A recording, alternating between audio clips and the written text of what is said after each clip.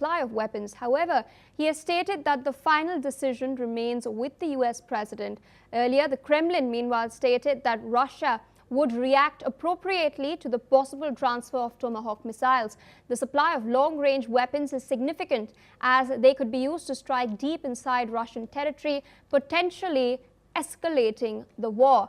Now, regarding the US appeal to European partners to share intelligence with Ukraine for strikes, the Kremlin has responded that NATO infrastructure is already being used to share information with Ukraine. Listen in to what President Zelenskyy had to say. No, we spoke with the United States. We are very thankful to President Trump for this dialogue.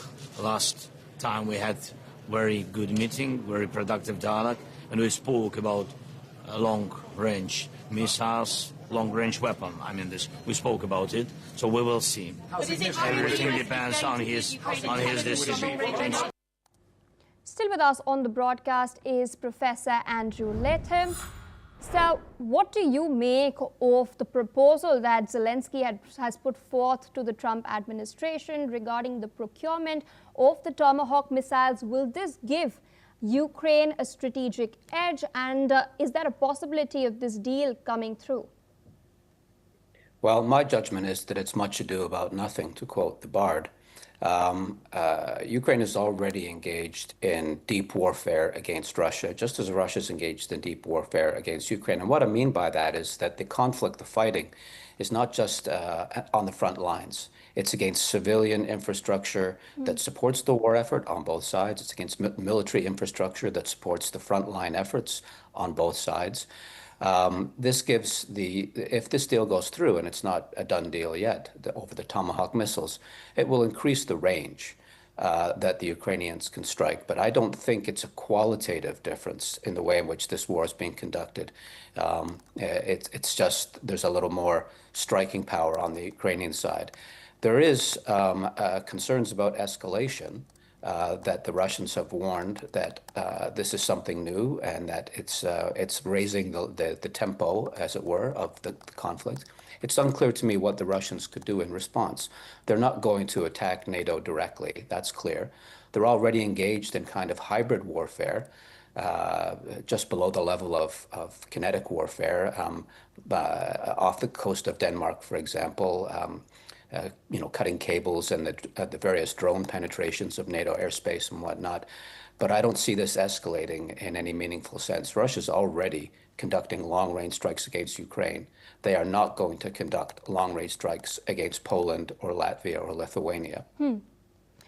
Indeed, and what's also under discussion in Copenhagen is the fact that the United States will provide Ukraine with intelligence on long-range energy infrastructure targets inside Russia. The US is now also urging NATO allies to do the same. In your assessment, will the NATO countries do so? Will they toe the line, or will their response be as calibrated as we're witnessing at the moment with regards to the drone incursions in order to avoid a hot war with Russia?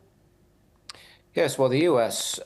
And various countries that belong to NATO are already sharing intelligence with Ukrainians.